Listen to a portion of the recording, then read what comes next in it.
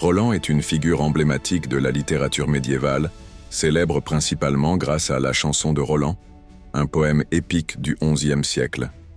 Il est souvent présenté comme un paladin, un chevalier de Charlemagne, et il est surtout connu pour son rôle de commandant de l'arrière-garde de l'armée franque lors de la bataille de Roncevaux en 778.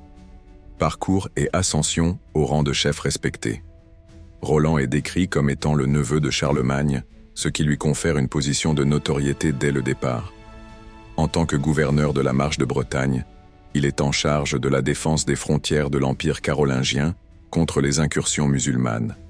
Ses compétences militaires, son courage au combat et sa loyauté envers l'empereur lui valent le respect de ses pairs et des soldats.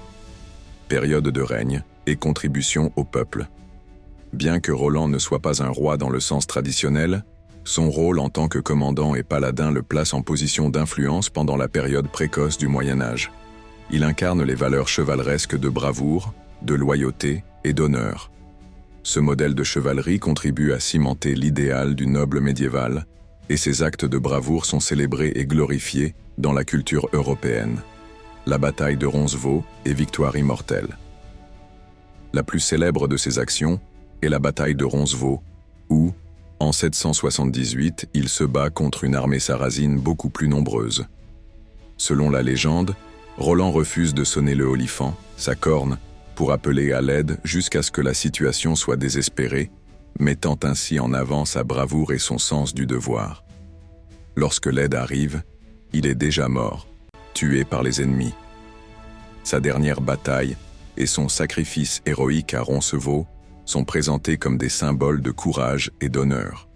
Ce faisant, il devient une figure immortelle dans la littérature et la culture européenne, inspirant de nombreuses œuvres et demeurant un symbole de résistance et de loyauté. Héritage. L'héritage de Roland se manifeste non seulement à travers le poème épique lui-même, mais aussi par son impact sur la conception médiévale de la chevalerie et l'identité chrétienne. Son image de héros est célébrée dans divers arts, littérature et folklore, faisant de lui un personnage intemporel et symbolique de la lutte contre l'adversité.